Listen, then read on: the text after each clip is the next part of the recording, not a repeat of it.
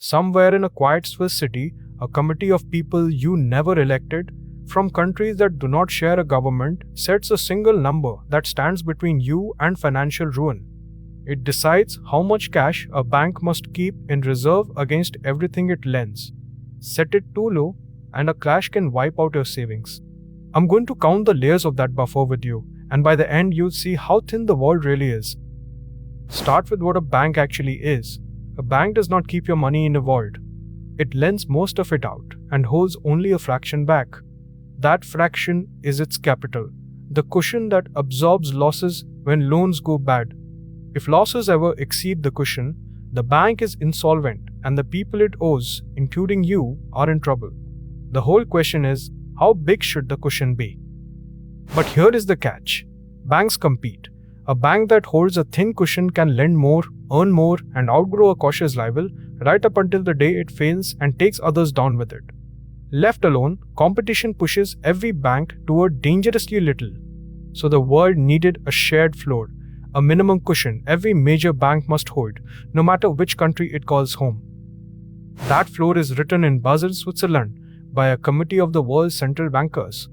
Their agreements, the Basel Accords, are not laws exactly. No parliament passes them. Yet countries adopt them almost universally, because a bank that ignores them is shut out of the global system. The first accord came in 1988.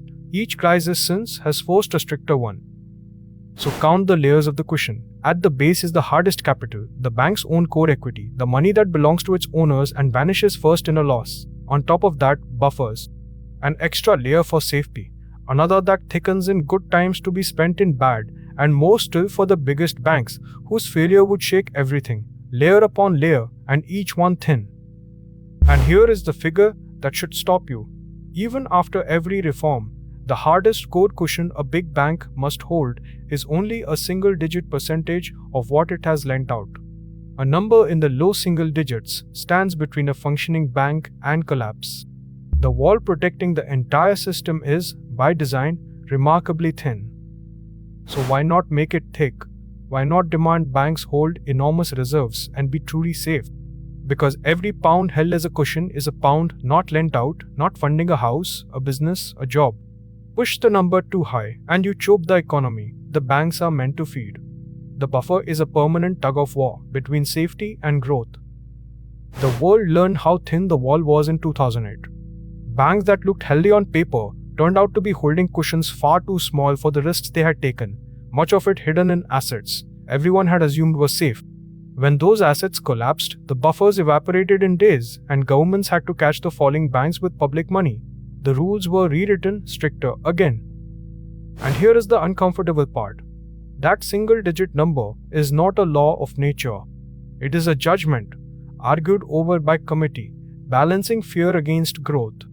Weight the risks wrong, or let banks game how the risks are measured, and the cushion that looks adequate on paper may be fiction. The wall is only as real as the honesty of the measurement behind it, which reframes what keeps your money safe. It is not a vault and not a guarantee. It is a thin, negotiated cushion, agreed by unelected experts in a Swiss city, sized to be just big enough to survive most storms and just small enough not to strangle the economy.